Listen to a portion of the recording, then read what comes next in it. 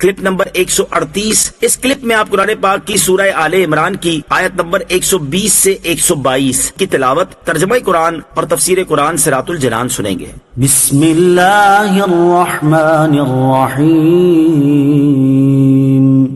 ترجمہ، اللہ کے نام سے شروع جو نہایت مہربان رحمت والا ہے۔ ان تمسسکم حسنۃ تسؤہم وان تصبکم سیئۃ یفرحوا بها وان تصبروا وتتقوا لا یضرکم کیدہم شیئا ان اللہ بما یعملون محیط۔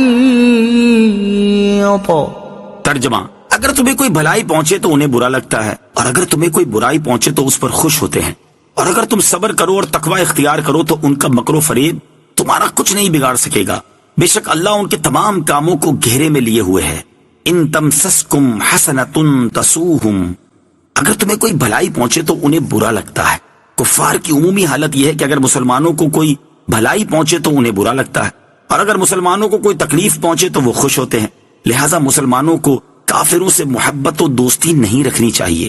ان کے مقابلے میں مسلمان اگر صبر اور تقوی کو اپنا شعار بنا لے تو کافروں کا کوئی داؤ مسلمانوں پر نہ چل سکے گا۔ وَإِذْ غَدَوْتَ مِنْ أَهْلِكَ تُبَوِّئُ الْمُؤْمِنِينَ مَقَاعِدَ لِلْقِتَالِ وَاللَّهُ سَمِيعٌ عَلِيمٌ۔ ترجمہ، اور یاد کرو اے حبیب، جب صبح کے وقت تم اپنے دولت خانے سے نکل کر مسلمانوں کو لڑائی کے مورچوں پر مقرر کر رہے تھے، اور اللہ سننے والا جاننے والا ہے۔ وَإِذْ غَدَوْتَ مِنْ أَهْلِكَ، اور یاد کرو اے حبیب جب صبح کے وقت تم اپنے دولت خانے سے نکلے۔ یہاں سے غزوہ احد کا بیان ہو رہا ہے، اور اس کے بعد غزوہ بدر کا تذکرہ ہے، جنگ احد کا بیان۔ یہاں رکوع کی ابتدا میں جنگ احد کا بیان ہے، جس کا مختصر واقعہ یہ ہے کہ جنگ بدر میں شکست کھانے سے کفار کو بڑا رنج تھا، اس لیے انہوں نے انتقام کے ارادے سے مسلمانوں سے جنگ کے لیے ایک بڑا بھاری لشکر تیار کر لیا۔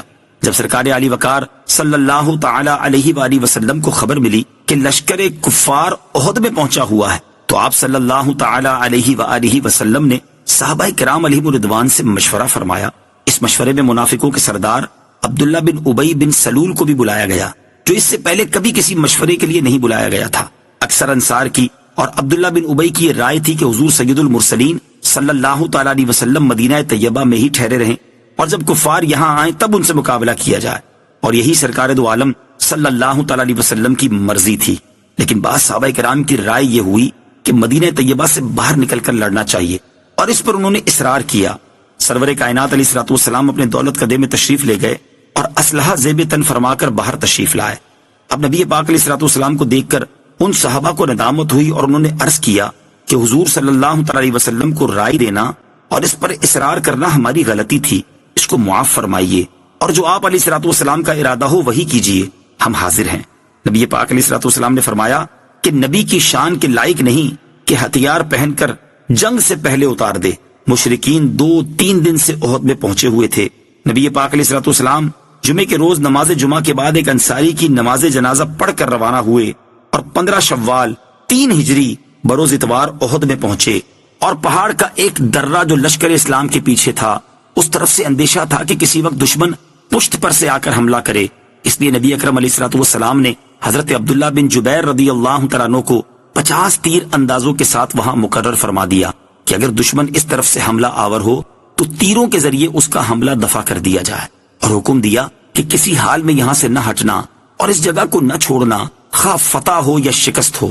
عبداللہ بن ابی بن سلول منافق، جس نے مدینہ طیبہ میں رہ کر جنگ کرنے کی رائے دی تھی، اپنی رائے کے خلاف کیے جانے کی وجہ سے برہم ہوا اور کہنے لگا کہ حضور اکرم علیہ الصلوۃ والسلام نے 9 عمر لڑکوں کا کہنا تو مانا اور میری بات کی پرواہ نہ کی۔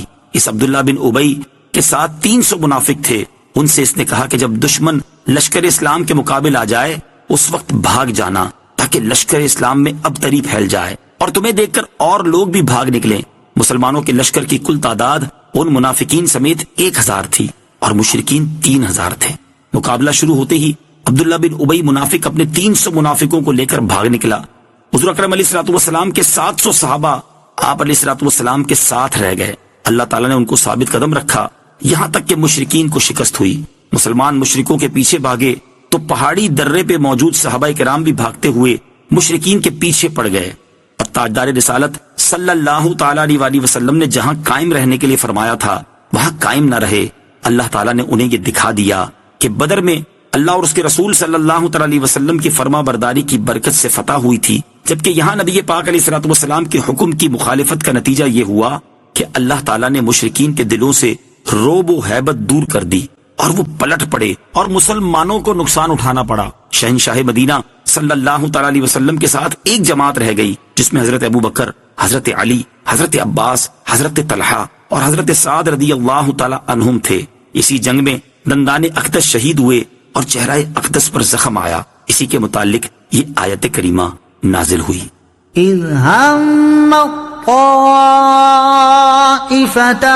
منكم أن تفشلا والله وليهما وعلى الله فليتوكل المؤمنون. ترجمہ: جب تم میں سے دو گروہوں نے ارادہ کیا کہ بزدلی دکھائیں اور اللہ ان کو سنبھالنے والا تھا اور اللہ ہی پر مسلمانوں کو بھروسہ کرنا چاہیے. اذ ہمت طائفتان منکم ان تفشلا، جب تم میں سے دو گروہوں نے ارادہ کیا کہ بزدلی دکھائیں. یہ دونوں گروہ انصار میں سے تھے.